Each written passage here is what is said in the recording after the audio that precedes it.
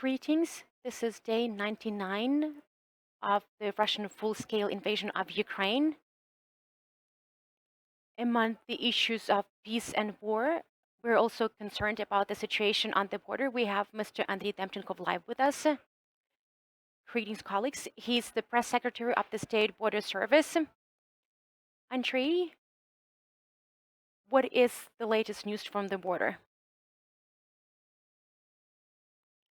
I would like to point out that the enemy, the Russian Federation, continues shelling the frontier areas along our border in Sumy and Chernihiv regions. This is something that happened today in Sumy region, and unfortunately, there is damage and destruction to civilian infrastructure and casualties among civilians.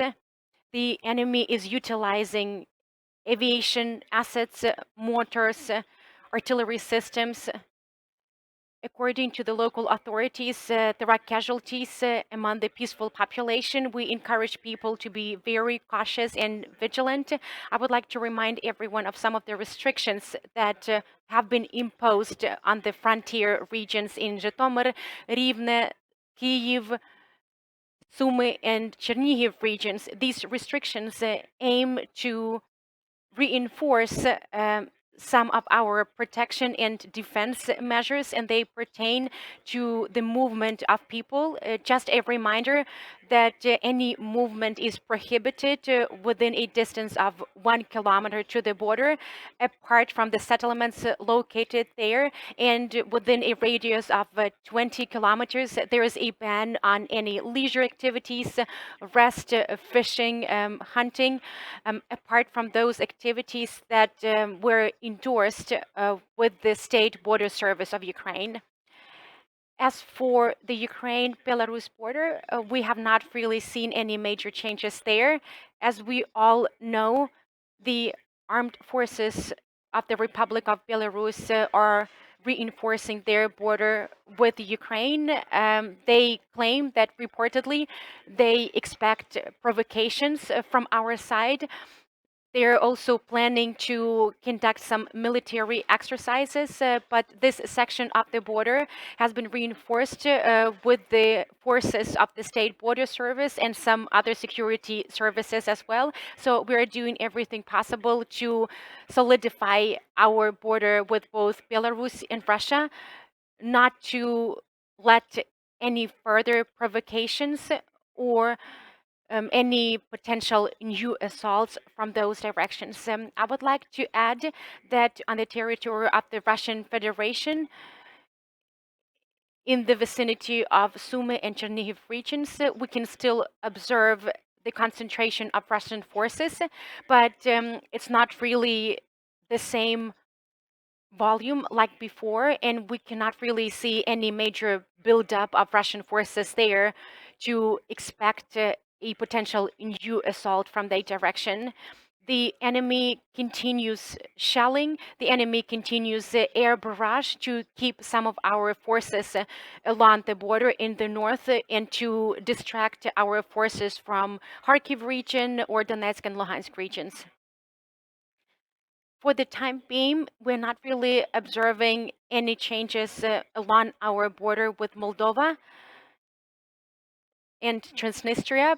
But that said, we continue collecting intelligence that might be important for tracking down the situation along the Ukraine-Transnistria border. I would like to note that the head of the State Border Service visited those sections of the border to check on the situation, to personally converse with the border guards, with the representatives of the National Guard and Ukraine's armed forces. His intention was to verify the conditions that our men and women were fighting in, and he also wanted to check on the level of supplies and provision. Andrii, we have some questions from the audience. Can you speak into the microphone, please?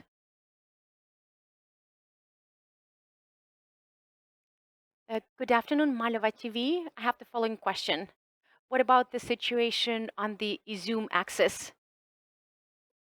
From the messages, we know that the situation is quite dire, but what is the current state of play there? What can you disclose? I would like to point out that the forces of the State Border Service of Ukraine are acting as part of the overall strategy of the General Staff of Ukraine's Armed Forces of Ukraine. Our units are deployed in multiple regions on multiple axes, but I guess that you can receive more updates from the experts and representatives of the General Staff of Ukraine Armed Forces. We have one more question. Andrii Shevchenko, Mediacentru Ukraine.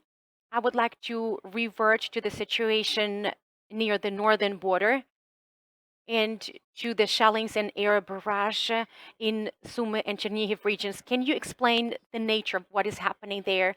Should we view it as one-off or sporadic provocations, or it's just an attempt to distract us from other sections of the border, or maybe it's a signal that Russia is preparing for a more powerful maneuver or operation?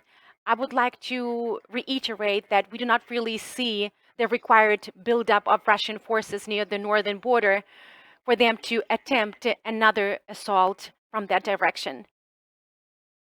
That said, we should be on alert at all times. We need to be ready for continued shelling and air barrage. By dint of these actions, the enemy continues devastating our infrastructure, both military and civilian. There's a lot of damage and destruction to the homes of civilians. For Ukraine to retain required forces near that section of the border, the enemy continues shelling. The enemy is being very insolent and insidious. We should not forget that the adversary will try to continue amassing their forces, both personnel and military equipment. I also want to note that they are building engineering fortifications in the vicinity of the border. Maybe this way they want to dig in and reinforce their defense positions there, because there have been accusations against Ukraine that ostensibly Ukraine intends to attack the territory of the Russian Federation. Any other questions? Another question from me, if I may. Malva TV, once again, I'm not really sure whether you can disclose that much, but what about the current situation with the people crossing the border or even the line of contact in certain areas?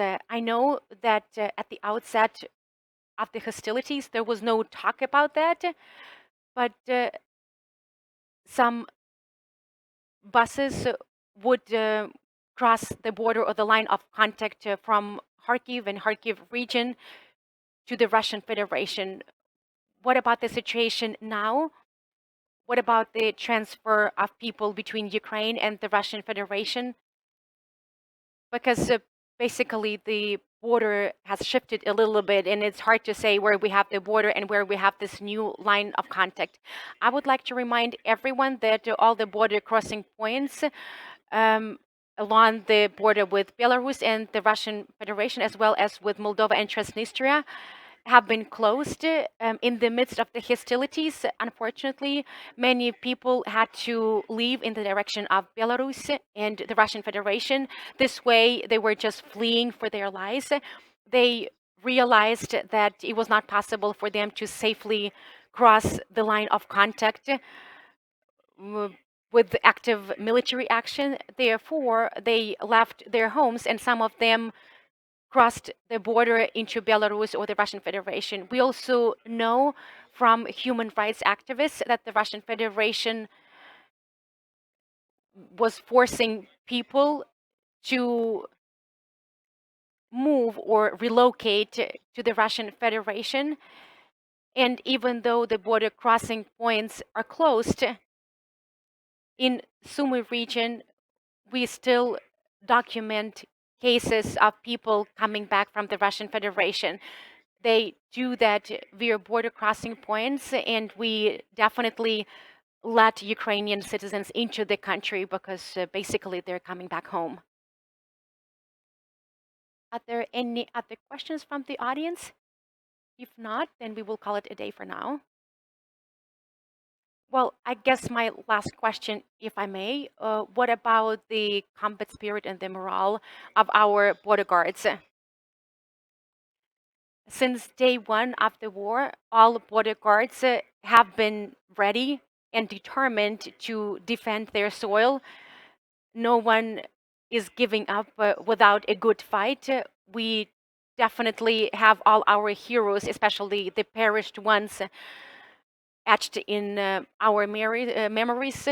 I would like to commemorate Mr. Igor Dashko. He basically blew himself up to save multiple other human lives. So I would like to assure you that all our people are ready to fight until their last breath. We are defending our country. We are defending our soil. This is our motherland, and we will not give away a single inch of our land.